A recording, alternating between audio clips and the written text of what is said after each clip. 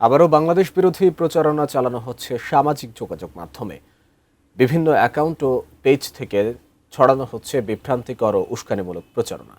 দেওয়া হচ্ছে বাংলাদেশ দখলের হুমকিও।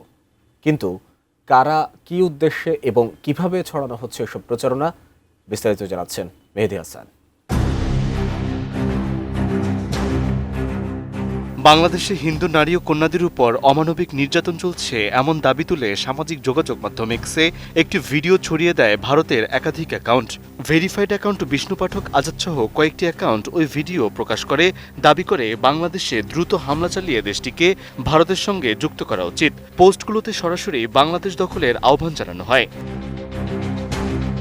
তবে অনুসন্ধান করে দেখা যায় ভিডিওটির সঙ্গে সাম্প্রদায়িক নির্যাতনের কোনো সম্পর্ক নেই। এটি 2024 সালের মার্চে জগন্নাথ বিশ্ববিদ্যালয়ের শিক্ষার্থী ফাইরুজ সাদাফ অবন্তিকার মৃত্যুর বিচারের দাবিতে আয়োজিত একটি পথনাটকের দৃশ্য। ওই কর্মসূচির অংশ হিসেবে শিক্ষার্থীরা মশাল মিছিল, আলোক প্রজ্বলন এবং পারফরমেন্স আর্ট বা পথনাটকের আয়োজন করেছিলেন।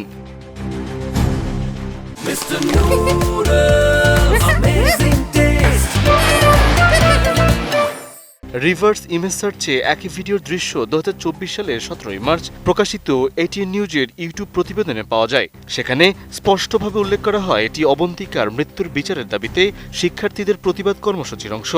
একই ঘটনার সংবাদ সে সময় একাধিক গণমাধ্যমে প্রকাশ করা হয়েছিল। তবে এটি এই প্রথমবার নয়, এর আগেও একই ভিডিওকে ভিন্ন ভিন্ন মিথ্যা দাবিতে প্রচার করা হয়েছিল। 2024 সালের আগস্টে ভিডিওটি ইসলামপন্থীরা এক নারীকে অপহরণ করে নির্যাতন করছে বলে প্রচার করা হয়। পরে জুলাইয়ের বৈষম্য বিরোধী ছাত্র আন্দোলনের সময় এটিকে ভিন্ন দাবি দিয়ে ছড়িয়ে দেওয়া হয়। সে সময় জগন্নাথ বিশ্ববিদ্যালয়ের সংশ্লিষ্ট একটি ফেসবুক পেজে পোস্ট দিয়ে জানান, ভিডিওতে থাকা তরুণী একজন সাধারণ শিক্ষার্থী এবং তিনি কেবল একটি পথনাটকে অভিনয় করেছিলেন। গুজব ছড়িয়ে পড়ায় তিনি মানসিকভাবে চরম ভোগান্তির শিকার হন। মূলত 2024 সালের 15 মার্চ আত্মহত্যা করেন জগন্নাথ বিশ্ববিদ্যালয়ের আইন বিভাগের শিক্ষার্থী ফাইরুজ সাদাফ অবন্তিকা।